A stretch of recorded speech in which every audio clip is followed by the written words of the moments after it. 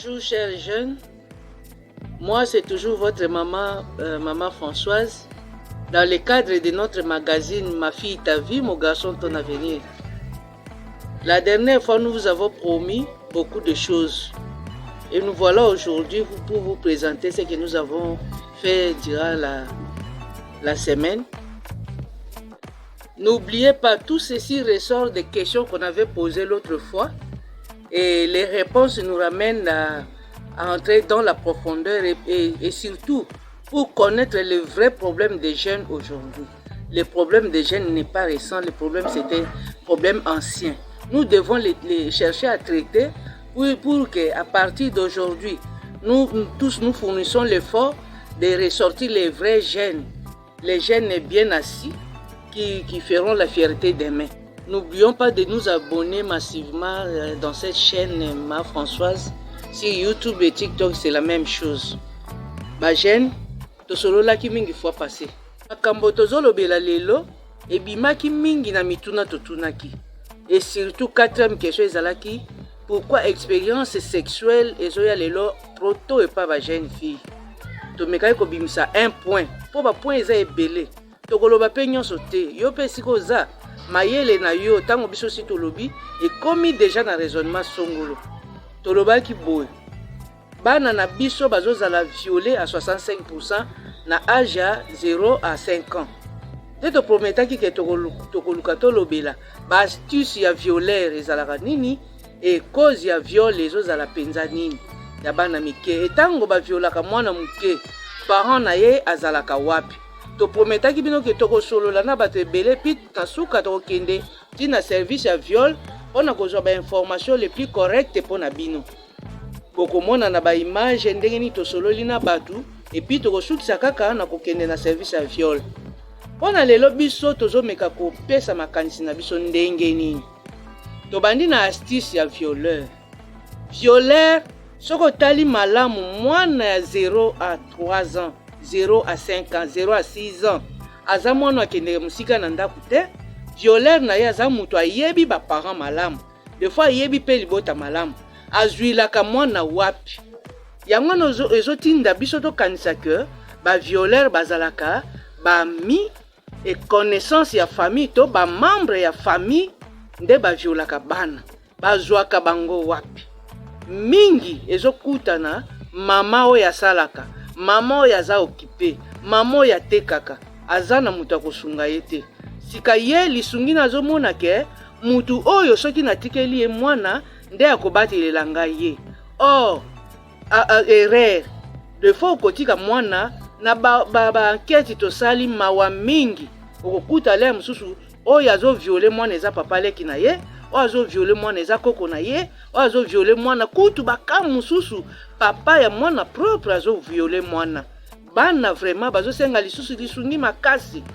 Mama siko tango atekaka, tango asalaka, azo mona ke secours na ye eza mutu wana. Abosani ke mutu wana aza mobali. Et tango atikeli ye mwana, ayebe loko nini ekoleka te, pi ba mama mingi basololaka na bana te. Or mwana mwasi na kobokola ye, aza na besoin ya ba instruction chaque jour.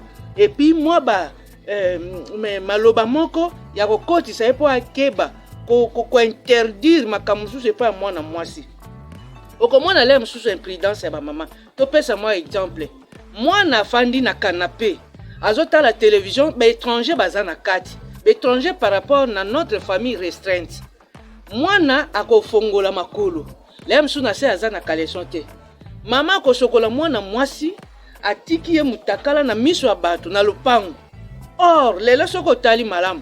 Bana biso ya basi, bazo banda soin, bazo soigner bango banda bo mwana. Mosusu aza très joli. Mwana mwasi muke ya 3 ans mais très joli. Une belle taille, une belle figure. Et il arrive aussi que moto azo envier na ndenga lokuta te. Po mwana ona za kitoko makasi. Avec les soins qu'on apporte, ezo attirer l'air mususu mutu. Et mutu wana, l'air mususu akokanga motema te. Il y a des hommes faibles qui entrent en crise sexuelle n'importe quand, n'importe comment. Dans les cas où mutu akobate la mwana azata ko violer. Et puis bana lelo instruction ezo zanga ndenge nini. Mwana zo sakana na mukolo.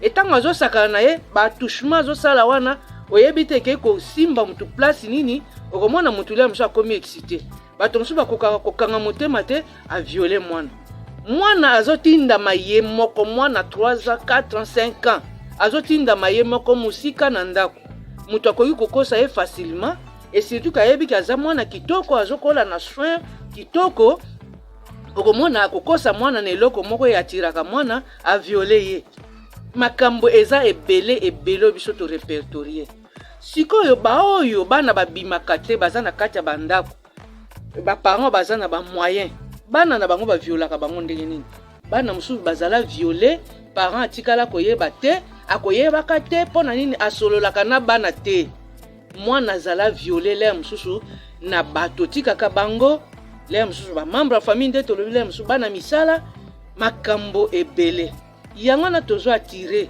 attention ya ba mama surtout ba parents soki ba parents bakisi vigilance mpona bana en tout cas viol ya bana eko diminuer lelo viol ya bana ezokola surtout mpona imprudence wana oza na confiance na mutu nyonso yo ozomona secours wana otiki mwana oke musala à l'aise otiki mwana epa ba voisin ore pa ba voisin baza na nani mabe te bato ya motema malamu baza mais bacause ya viol oyo toza nango ya bana mike makasi eza makambo wana touti koloba baastuce ya violeur ezalaka nini surtout mpona bana batikalaka nzala mama bimi atiki bana nzala violeur akoluka kaka asible mwana na gâteau na biscuit na bombo tanga asible mwana kosa sortir te mpona nini akolanda eloko wana mpo yalingaka ngo alia mpona koapese nzala nzoka violeur atieli ye piège et chaque fois mwana azokutana na likambo wana okoriske koremarke ke pa mwana pe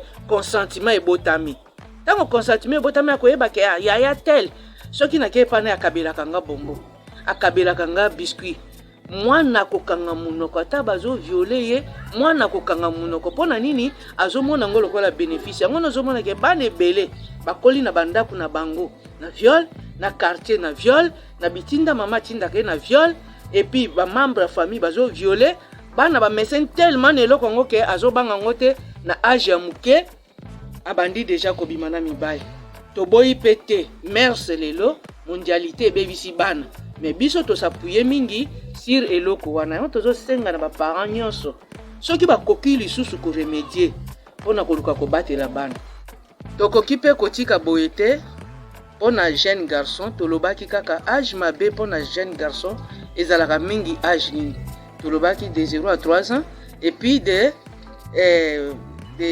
11 ans à 14 ans wana âge ya puberté adolescence mais jeune garçon azalaka mpenza na problème mingi te problème oyo eyaka kobebisa comportement ya jeune garçon ezalaka baparents babebisaka mwana mobali makasi mpona nini ndenge tolobaki fois passé soki aza garçon unique papa chaque fois akotisaka na mutuna ke oza héritier makambo nyonso ya yo nde responsable ya bandeko na yo mwana mobali akolata sikoyo lolendo azodevelope yango na kati epuis mwana mobali eloko mosusu mabe na kati ya mwana mobali ezalaka vengeance ti omona mwana mobali ata bimi libanda azolala libanda azalaka na esprit ya vengeance ye amonaka kaka ke lobi akoprouve bino ozomona eloko ebebisaka mwana mobali yango wana tango yo parent ozo introduire eloko na mutu ya mwana akodevelope un comportement par rapport na eloko wana surtout soki papa aza na bozwi mwana kolata orgueil moko boye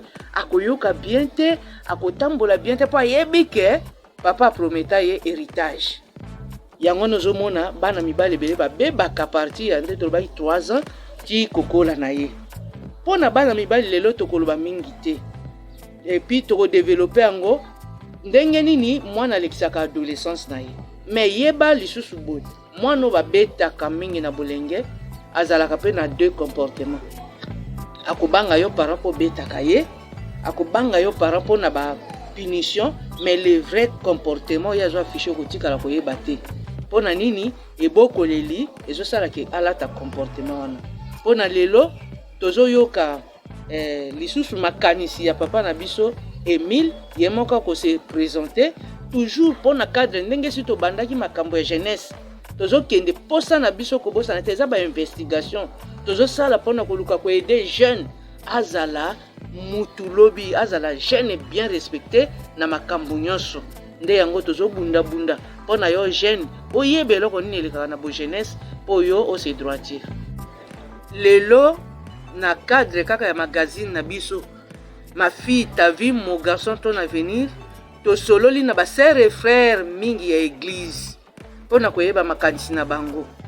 Tozwi vraiment makanisi ya bana mike mikolo ba mama ba papa nyonso pona yo jeune omeka koyoka pe koyeba kotambola toza na posa kaka yo bonga. Je réponds au nom de M. Émile Richelieu Njo. Je voudrais répondre à certaines questions qui ont été posées la fois passée. Et comme je venais de le dire tantôt, nous sommes venus aujourd'hui répondre aux différentes questions qui ont été posées la fois passée. Et avant que je ne puisse répondre à ces questions qui ont été posées, je voudrais simplement frôler un peu ce que maman Françoise avait dit autrefois. Et autrefois, il a frôlé sur la responsabilité et l'expérience vécue. Je voudrais alors, avant d'entrer dans les détails de ce que nous avons prévu aujourd'hui, définir ce qu'est la responsabilité et l'expérience vécue. La responsabilité n'est qu'une résolution prise librement par l'être humain sur un fait. Et lorsqu'il a pris cette résolution, il doit alors assumer les conséquences de cette résolution. Et le second volet, c'est sur l'expérience vécue. Et l'expérience n'est expérience que lorsque on a tiré une leçon sur ce que nous avons entendu et tout ce que nous avons vu. Sans avoir tiré une leçon ou sans avoir pris une décision sur ce que l'on a entendu, nous ne pouvons pas parler de l'expérience vécue. Je reviens sur le premier volet de la responsabilité que doit prendre chacun de nous lorsque de fois on veut s'engager sur le fiançailles par exemple. La jeune fille qui veut s'engager aujourd'hui, Dieu a mis dans chacun de nous un élément que beaucoup d'entre nous font fi, l'intuition dont certains d'entre nous appellent la voix intérieure. Vous êtes devant un jeune garçon qui vient solliciter votre main. Est-ce que vous avez eu le temps de pouvoir écouter votre intuition pour pouvoir donner une réponse à ces jeunes garçons qui viennent chercher votre main? Deux fois, il y a certains aspects que nous ne tenons pas compte. On voit le physique, on voit le matériel. Et de ce physique et ce matériel que nous voyons, ça risque de générer trop mal dans l'avenir. Comment? Devant un jeune garçon, vous devez prendre le temps de pouvoir écouter votre intuition. Parce que l'intuition ne trompe jamais. L'intuition nous conduit toujours dans le voie prescrit par notre Créateur. Et beaucoup d'entre nous ne veulent pas suivre cette intuition. Raison pour laquelle il arrive de fois faire fi à cette intuition, les conséquences que nous sommes en train de vivre aujourd'hui, les conséquences que nous sommes en train d'attendre par rapport à la non-observance de notre intuition, nous amènent là où nous sommes aujourd'hui par rapport à ces jeunes filles, par rapport à ces jeunes garçons. Quant au viol des enfants, personnellement, je pense que la responsabilité nous incombe, nous parents.